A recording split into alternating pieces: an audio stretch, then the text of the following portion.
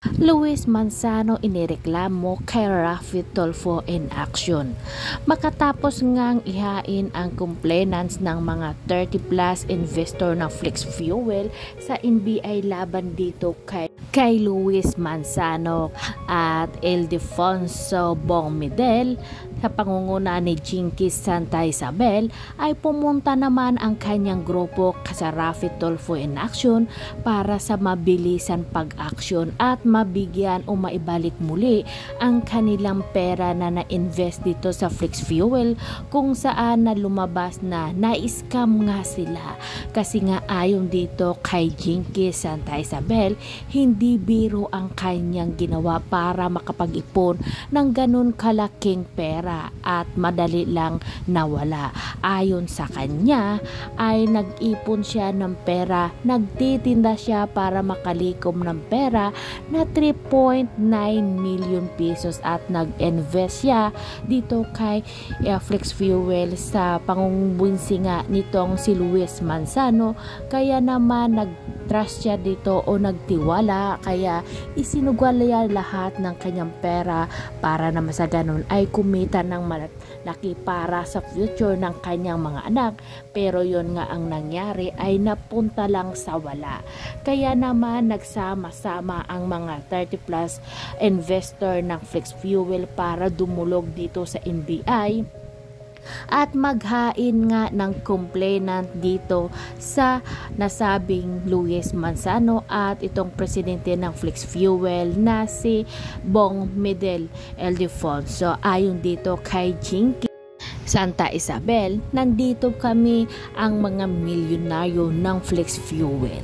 Tama lang naman na mga milyonaryo sila, dapat natawagin silang milyonaryo kasi nga milyon-milyon ang kanilang ininvest dito sa Flex Fuel sa pamumuno nga ni Luis Manzano. Kaya naman hindi naman makapagkaila na mapera sila at dapat lang silang tawagin na milyonaryo. Pinag-ipunan nila yung pera na yung dugo at pawis ang puhunan nila para makapagkaroon ng malaking pera. Kaya naman dapat lang nabayaran sila o ibalik yung pera na ininvest dito sa Flex Fuel. Kayang-kaya naman yan ni Luis Manzano. Ayon nga dito kay Ma'am Jinky, sinabi ni Luis Manzano na siya daw ay biktima rin.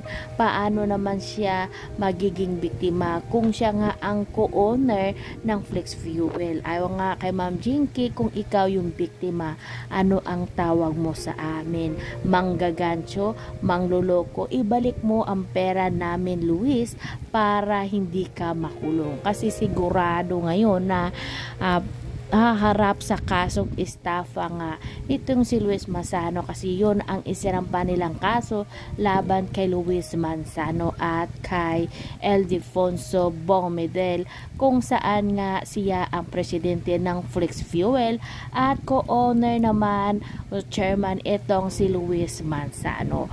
Para sa akin, hakang-hakaya nila Luis Manzano na ibalik ang mga na-invest ng kanyang mga investor. Mapera yan si Luis. Maki mo naman, diba, nakapag-invest nga daw siya ng 66 million pesos dito sa kaibigan, best friend, best man niya na Flex Fuel. Hanggang ngayon ay wala pa ring pahayag o balita itong si Ildefonso Bongmedel kung ano nga ba ang kanyang pahayag o statement laban dito sa mga inaakusa sa kanya na ina-scam daw ang pera na invest ng mga investor sa kanya. Aabangan na lang natin kung ano nga ba ang susunod na mga palabas o mga kwento at balita dito nga sa Flex Fuel.